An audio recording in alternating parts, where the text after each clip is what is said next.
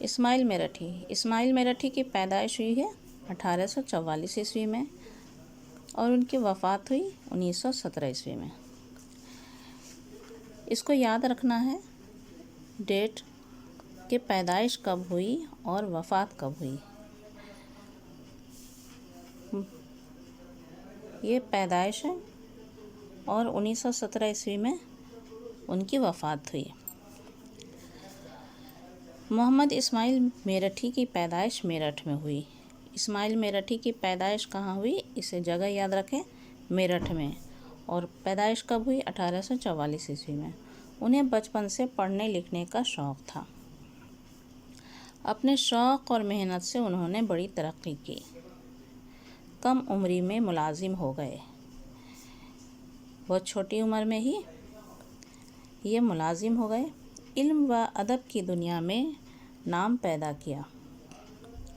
اردو اور فارسی کے استاد کی حیثیت سے انہوں نے بچوں کی نفسیات، ذوق شوق، دلچسپی، پسند اور ناپسند کا جائزہ لیا۔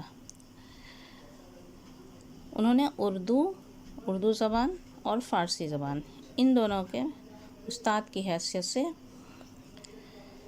انہوں نے نظمیں لکھی، جس میں بچوں کی نفسیات کا خیال رکھا، بچوں کے ذوق شوق کا خیال رکھا، ان کی دلچسپی کا خیال رکھا، بچوں کے پسند ناپسند کا خیال رکھا۔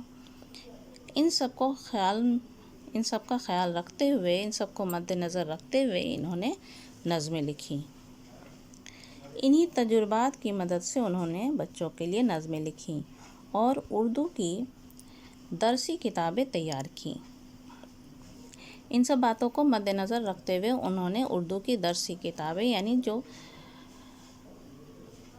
سلیبس میں ہیں بچوں کے لیے، وہ کتابیں انہوں نے تیار کی۔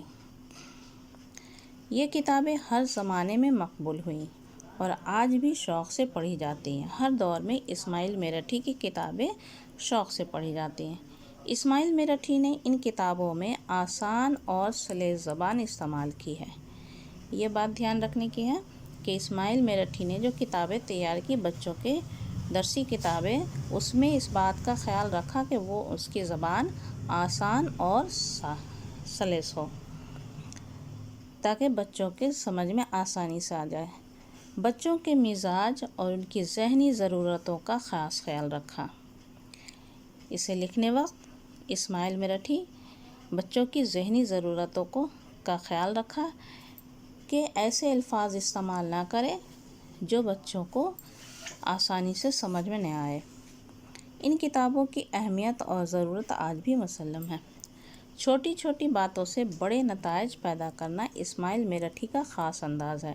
اسماعیل میرٹھی کے جو خاص انداز کیا ہے؟